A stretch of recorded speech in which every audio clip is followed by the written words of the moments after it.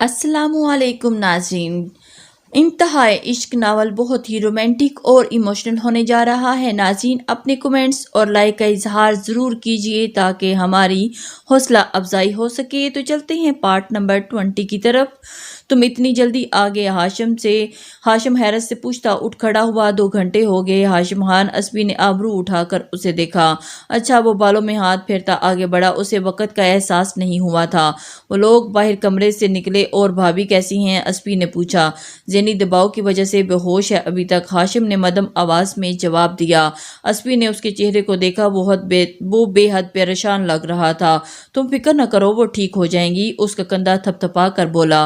ہاشم نے سر ہلا کر آئے اور کام والی کو 1 نہیں 2، اسبی نے مسکرا کر بینچ کی طرف اشارہ کیا جہاں ایک 30 کے لگ بھگ پٹھان عورت بیٹھی تھی اور ساتھ 14 سالہ سرخ اور سفید لڑکی بھی تھی۔ حویلی سے جو ڈرائیور نے انہیں لے کر آیا تھا وہ بتا رہا تھا کہ یہ ماں بیٹی ہیں، اکیلی ہوتی ہیں، کام کی تلاش میں تھی تو ڈرائیور نے انہیں یہاں بھیج دیا، بس اب کہ ان کے رہنے کا انتظام کر لینا۔ اسبی نے ڈرائیور کی باتیں دہرائی۔ رہنے کا کوئی مسئلہ نہیں، سب ہو جائے گا، ہاشم نے کہہ کر انہیں دیکھا۔ وہ لڑکی ماں کے کان میں سرگوشیاں کر رہی تھی اور اس کی ماں اسے گھورنے میں مصروف تھی۔ ہاشم نے سوچا اچھا ہی ہے کہ وہ بچی بھی ساتھ آ گئی اور اس کے ساتھ رہ کر نازلی کا دل کچھ حد تک بہل جائے گا۔ ویسے بھی اس کی نوری سے بڑی دوستی تھی۔ یہ لڑکی بھی ہاشم کو نوری کی طرح ہی شرارتی سی لگ رہی تھی۔ ہاشم نے گلا کھنگار کر انہیں اپنی طرف متوجہ کیا۔ دونوں ماں بیٹی اٹھ کھڑی ہوئیں۔ آپ کا نام؟ ہاشم نے اس خاتون سے پوچھا۔ ہمارا نام گل جان ہے اور یہ ہماری بیٹی چھوٹی پٹھانی، ہمارا مطلب گل رخ ہے، پیار سے ہم اس کو چھوٹی پٹھانی کہتے ہیں، اس خاتون نے اپنے پٹھانی لہجے میں لمبا چوڑا جواب دیا۔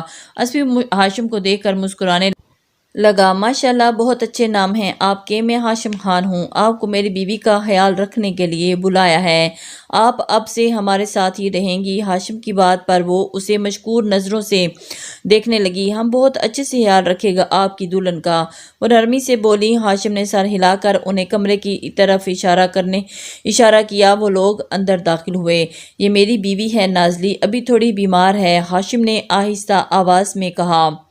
اوہ مورے، یہ کتنی پیاری ہے، چھوٹی پٹھانی نے ماں کے کان میں سرگوشی کی۔ جواباً وہ اسے گھورنے لگی۔ چپ بیٹھو، گل جان نے اسے ڈانٹا۔ کوئی بات نہیں، بولنے دیں، تم میری تعریف کر سکتی ہو چھوٹی پٹھانی، ہاشم نے مسکرا کر کہا۔ اس کے انداز پر چھوٹی پٹھانی کا چہرہ کھل اٹھا اور وہ اچھا، اب آپ نے نازلی کا خیال رکھنا ہے، میں کچھ سامان لینے جا رہا ہوں، وہ انہیں دیکھ کر بولا۔ جی صاحب، بالکل جائیں۔ وہ گل جان نے اثبات میں سر ہلایا۔ ہاشم ایک نظر نازلی پر ڈال کر اسبی کے ساتھ روم سے باہر نکلا۔ چھوٹی پٹھانی نازلی کو دیکھ رہی۔ گل جان نے اس کا ہاتھ تھام کر اسے دور صوفے پر ساتھ بٹھایا۔ مورے، انہیں کیا ہوا ہے؟ وہ نازلی کو غور سے دیکھ کر پوچھ رہی تھی۔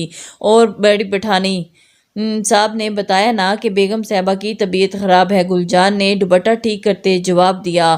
مورے، میں انہیں چھو کر دیکھوں؟ چھوٹی پٹھانی نے ماں کی طرف پلٹ کر خوشی سے پوچھا۔ دماغ خراب ہے، وہ آرام کر رہی ہیں، چپ کر کے بیٹھو یہاں ورنہ گاؤں واپس بھجوا دوں گی، گل جان نے دبی آواز میں اسے ڈانٹا تو وہ منہ بسور کر خاموش ہو کر بیٹھ گئی۔ نظریں نازلی پر تھیں، جانے اس باجی میں کیا کشش تھی کہ وہ اسے بہت اچھی لگی تھی۔ من مہکتا ہے کسی کی خوشبو سے، کون رہتا ہے پھول سا مجھ میں۔ اوئے چڑیلو، کتنا وقت لگے گا تیار ہونے میں؟ ڈرائیور ان کے کمرے میں داخل ہوتا ہوا بولا۔ نور چوڑیاں پہن رہی تھی جبکہ آبی شیشے کے سامنے کھڑی مسکارا لگا رہی تھی۔ دونوں نے اس کی بات پر کوئی دھیان نہ دیا۔ آج ان کی دوست اسما کی مہندی تھی، یہیں گاؤں میں قریب اس کا گھر تھا۔ آبی اور نور کے ساتھ وہ دونوں بھائی بھی جا رہے تھے۔ بدقسمتی سے اسما کا بھائی شہریار کا دوست تھا، اس لیے شہریار نے بھی جانا تھا تو ڈرائیور کیوں پیچھے رہتا، وہ بھی جانے کے لیے تیار ہو گیا۔ اب دونوں بھائی تیار بیٹھے تھے، ان 2 معصوم لڑکیوں کو ٹھیک سے تیار بھی نہیں ہونے دے رہے تھے۔ یہ الگ بات تھی کہ پچھلے 2 گھنٹوں سے تیار ہونے میں لگی تھی، پر ہوا ان کے کچھ بھی نہیں ہو رہا تھا۔ نور نے اللہ اللہ کر کے ہلکا ہلکا میک اپ کر دیا، پھر چوڑیاں پہننے میں بیٹھ گئی، جبکہ آبی ابھی تک میک اپ میں اٹکی ہوئی تھی۔ 10 بار تو میک اپ کر کے منہ دھو چکی تھی، کبھی آئی لائنر ٹیڑھا لگ جاتا ہے تو کبھی لپسٹک تیز ہو جاتی ہے تو بار بار منہ دھو کے نئے سرے سے میک اپ شروع کرتی۔ دونوں نے آج شہریار کے لائے ہوئے ڈریسز پہنے تھے۔ نور کا ڈریس گرین تھا جس کے ساتھ اس کی وہی سبز چوڑیاں پہنی تھی، جبکہ آبی کا ڈریس پیچ رنگ کا تھا۔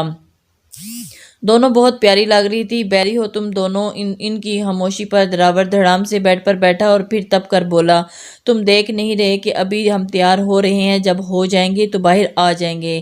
اب تم اپنے بے چین دل کو آرام کرنے دو۔ چکر کاٹنے کے بعد نور مزے سے آخری دو چوڑیاں پہنتے ہوئے بولی، اور اس کے بے چین دل کو کیوں آرام ملنے لگا۔ وہاں اس نے جلدی پہنچ کر لڑکیوں کو جو تاڑنا تھا تاڑا۔ ابھی تنزیہ مسکرا کر بولی، شرم کرو ڈائن کہیں کی، شریف بھائی پر الزام لگا رہی ہو۔ دراور منہ بگاڑ کر بولا، ہم تمہاری شرافت سے اچھی طرح واقف ہیں۔ نور نے مسکرا کر لقمہ دیا، پھر اٹھ کر آبی کے ساتھ شیشے کے سامنے کھڑی ہوئی، بالوں میں برش پھیرنے لگی۔ جاؤ جاؤ اپنا کام کرو، زیادہ مت بولو دونوں چڑیلیں، اپنی سڑی ہوئی صورتیں من میک اپ تھوپ کر دنیا کو بیوقوف بناتی ہو، پر اتنا میک اپ تھوپ کر کہ تم دونوں کی شکلیں ویسی کی ویسی ہیں۔ دراور نے ان کے حسن پر وار کیا۔ دونوں کرنٹ کھا کر اس کی طرف پلٹیں۔ کیا کہا تم نے؟ آبی نے تب کر جواب دیا، وہی جو تم نے سنا۔ اور دراور ہنس کر جواب دیتا سیٹی بجانے لگا، ابھی دیکھو میرا میک اپ زیادہ تو نہیں ہے؟ نور پریشانی سے شیشے میں اپنا جائزہ لے کر پھر آبی کو چہرہ دکھانے لگی، بالکل ٹھیک ہے۔ اور میرا؟ آبی نے بھی فکر مندی سے پوچھا۔ دراور کی بات نے انہیں پریشان کر دیا تھا۔ ان کی باتوں کو سن کر اور کہکا لگا کر ہنسنے لگا، اوف، اس قدر حسین لگنے کا جنون ہے تم دونوں کو۔ وہ ہنسی دبا کر بولا، ہم حسین ہی ہیں، نور نے چبا کر کہا۔ خواہ میں دراور نے مکھی اڑائی، دفعہ ہو جاؤ یہاں سے، آبی چیخ کر بولی اور اس کو کمرے سے باہر بھگایا۔ ٹھیک ہے میں جاتا ہوں، اب کی بار لالا ہی تم دونوں کو لینے آئیں گے، دراور منہ بنا کر کہتا اٹھ کھڑا ہوا۔ دراور نور نے جلدی سے آگے بڑھ کر اسے روکا، اور پھر اب کیا ہے؟ دراور نخرے میں آ گیا۔ نہیں نہیں نہیں، ہم آ رہے ہیں نا، آبی نے لاڈ سے کہا۔ وہ دونوں شہریار کے نام سے بھیگی بلیاں بن گئی تھیں، اور اب آگے اس سے اب آئی نہ ہوں نہ، دونوں لائن پر چڑھانے والے انداز میں بول رہا تھا۔ آبی اور نور نے گھور کر اسے دیکھا۔ ٹائم ضائع مت کرو، لالا کو خان بابا نے روک کر رکھا ہے، ورنہ کب کا تم دونوں کو ڈوز دے چکے ہوتے۔ اب بھی کچھ پتہ نہیں کہ وہ یہاں آ جائیں، پھر تم دونوں کو ایسے ہی جانا پڑے گا۔ دراور ان کی ادھوری تیاری دیکھ کر چسکا لگاتے ہوئے بولا۔ وہ دونوں اس کی بات پر حواس باختہ سی جلدی سے تیاری کرنے میں لگی۔ دراور مشکل سے ہی ہنسی دباتا ان کے عجلت میں ہوتے کام دیکھ رہا تھا۔ آبی جلدی سے بالوں میں برش پھیر رہی تھی۔ ڈریسنگ ٹیبل سے دو چار چیزیں اس کی افراتفری کی وجہ سے نیچے گری، جبکہ نور نے بھاگ کر شیشے کے سامنے کھڑے ہو کر جھمکے پہنے، پھر بیڈ پر بیٹھ کر ہیلز پہننے لگی۔ آبی نے دوپٹہ اٹھا کر سر پر اوڑھا، نور نے بھی سینڈلز پہن کر جلدی سے دوپٹہ اوڑھتی ہوئی اٹھ کھڑی ہوئی۔ ہم تیار ہیں، دونوں نے لمبی سانس کھینچ کر ایک ساتھ کہا۔ ان کی تیزی دیکھ کر دراور نے تالی بجائی، یہ ہوئی نا بات، 2 گھنٹے لگا کر بھی تیاری آخری 5 منٹ میں ہی کرتی ہو نا تم لڑکیاں۔ وہ بیڈ سے اٹھ کر ہنستے ہوئے بولا، زیادہ مت بولو اور چلو، نور نے اسے گھور کر کہا۔ وہ دونوں کمرے سے باہر نکلی اور دراور بھی ہنسی دباتا ان کے پیچھے گیا۔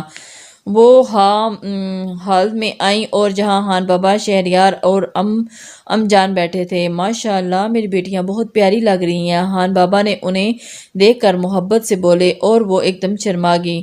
شکریہ خان بابا، دونوں مسکرا کر کہتی آگے بڑھی۔ شہریار نے نظر اٹھا کر دیکھا، نور کو دیکھ کر اس کی نظریں ایک پل کے لیے ٹھہری، پھر وہ آنکھیں جھکا گیا۔ اس کے لائے لباس میں وہ بہت پیاری لگ رہی تھی۔ ایک سرسری نظر میں ہی اس نے نور کے ہاتھ میں وہ سبز چوڑیاں دیکھ لی تھیں۔ ایک عرصے کے بعد اس نے اس نازک کلائیوں پر کانچ کی چوڑیاں دیکھی تھیں۔ اسے اس کی کلائیوں میں چوڑیاں بہت پسند تھیں، پر اب وہ لڑکی چوڑیاں نہیں پہنتی تھی۔ اس دن جانے کس خیال سے وہ یہ چوڑیاں لے کر آیا تھا۔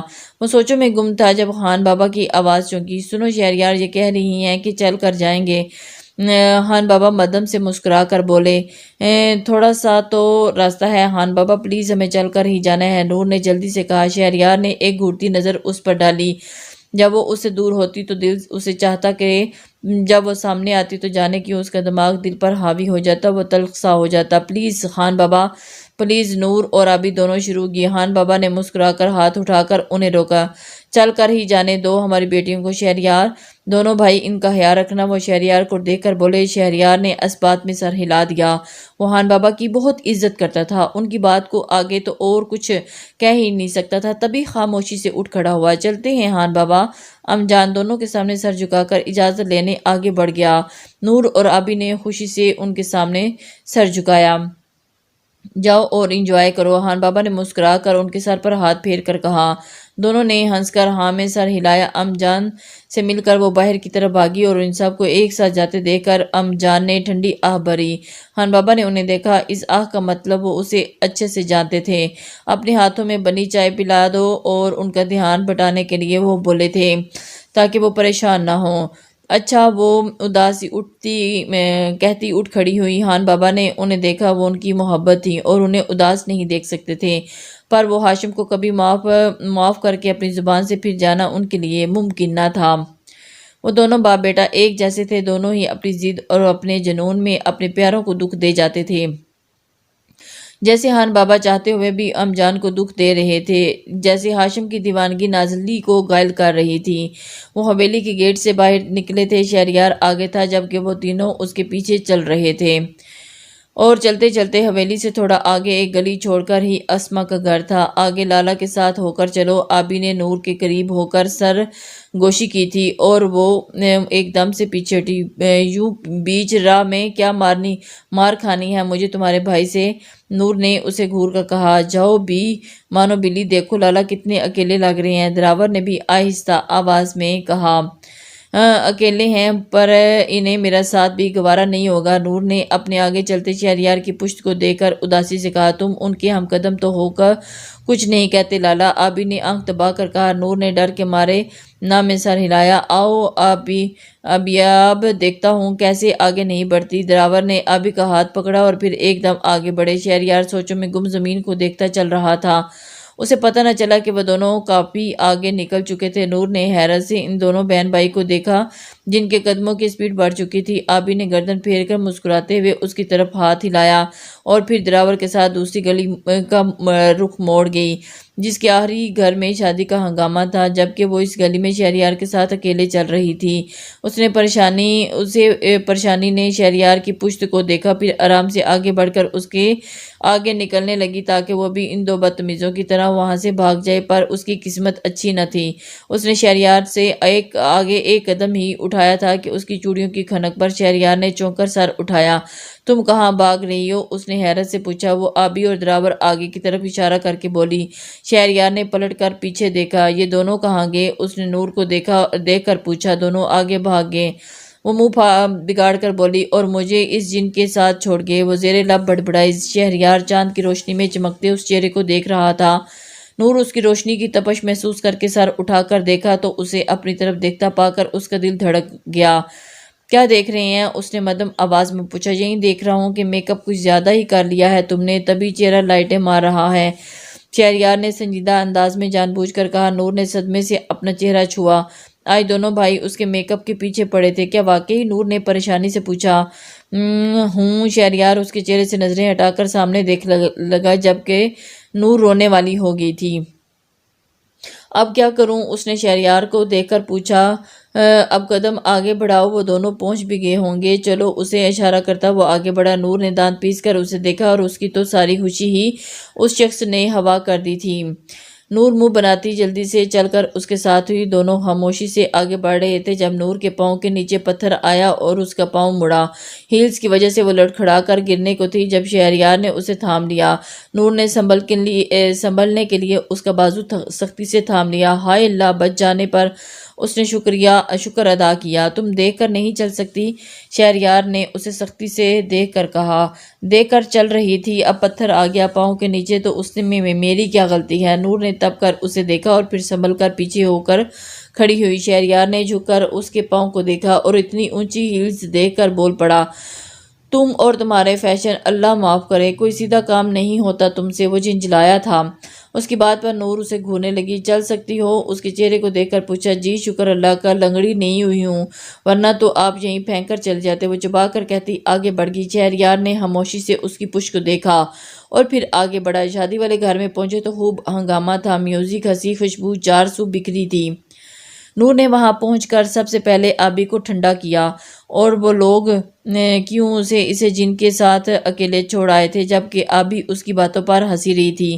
مہندی کا فنکشن انہوں نے خوب انجوائے کیا تھا۔ واپسی پر اسما کا بھائی انہیں باہر تک چھوڑنے آیا، ساتھ اس کا کوئی کزن بھی تھا۔ شہریار ان سے مل رہا تھا، جبکہ اس کے کزن کی نظریں اس نے ماہنور کے چہرے پر دیکھی، جو کچھ فاصلے پر کھڑی آبی کے ساتھ سرگوشیاں کرتی ہنس رہی تھی۔ دراور بھی ان کے ساتھ ہی کھڑا تھا۔ اس شخص کی نظریں نور کے چہرے پر دیکھ کر شہریار کو خوب غصہ آیا۔ اس نے اس شخص کو گھورا تو وہ شرمندگی سے سر جھکا گیا۔ شہریار دانت پیستا وہاں سے ہٹ کر ان کی طرف آیا۔ چلو سنجیدگی سے وہ کہتا ہوا انہیں لے کر وہاں سے نکلا۔ راستے میں بھی ان دونوں کی سرگوشیاں جاری تھی۔ نور کی مدھم ہنسی پر وہ ایک دم رک کر اس کی طرف پلٹا۔ کیا یہ ہر وقت ہنستی رہتی ہو؟ لوگ متوجہ ہوتے ہیں، چپ کر کے چلو، وہ آہستہ آواز میں غصے سے بولا۔ وہ تینوں حیران ہوئے، گلی میں ان کے علاوہ تو اور کوئی نہیں تھا، پھر شہریار کو کس کے متوجہ ہونے کا خطرہ تھا؟ وہ بات کہہ کر آگے بڑھ گیا، جبکہ وہ تینوں حیران سے کھڑے رہ گئے۔ پتہ نہیں مسئلہ کیا ہے ان کا؟ نور منہ بسور کر بڑبڑائی۔ اچھا چلو اب۔ دراور نے انہیں چلنے کا اشارہ کیا۔ وہ دونوں تیزی سے اس کے پیچھے چلنے لگیں۔ حویلی پہنچ کر شہریار امجان اور خان بابا سے مل کر اپنے کمرے کی طرف بڑھ گیا، اور اس کی آنکھوں میں وہ منظر ہٹ نہیں رہا تھا جب وہ شخص اتنے مگن سے ماہنور کو دیکھ رہا تھا۔ اس کا دل جلنے لگا اور اس نے کمرہ لاک کیا اور پھر واش روم کی طرف بڑھا اور شاور کھول کر ٹھنڈے پانی کے نیچے کھڑا ہو گیا تاکہ اس کے جلتے دل کو سکون ملے۔ وہ ماہنور سے بے رخی برت دیتا تھا، اس سے دور بھاگتا تھا، پر اسے یہ بات بھی گوارا نہ تھی کہ اس لڑکی کو کوئی اور دیکھے، کسی اور کی نگاہ اس کی صورت میں ہو۔ یہ بات اس کا دل برداشت نہیں کر سکتا تھا۔